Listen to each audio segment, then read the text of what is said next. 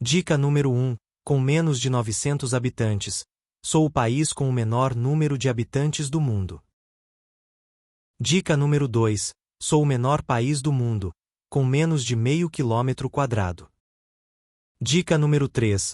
Me tornei um estado independente em 11 de fevereiro de 1929.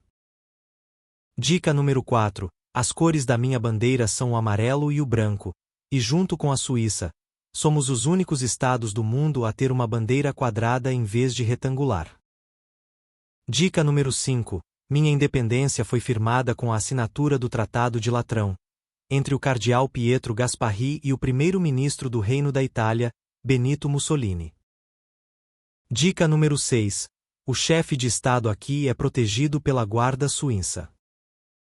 Dica número 7. Sou uma teocracia, eletiva e absoluta. Dica número 8. Apesar de eu ser um país muito pequeno e com pouquíssimos habitantes, o chefe de Estado daqui é amado e venerado por milhões de pessoas ao redor do mundo. Dica número 9. Sou o único estado que ainda tem o latim como língua oficial.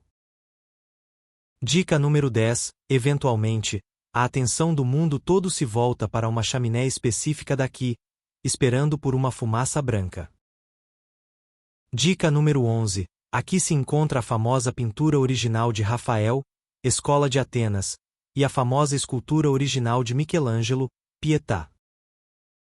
Dica número 12.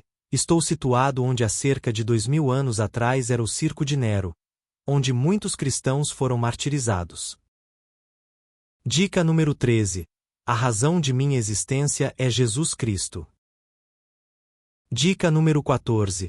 O chefe de Estado aqui é considerado o sucessor de São Pedro.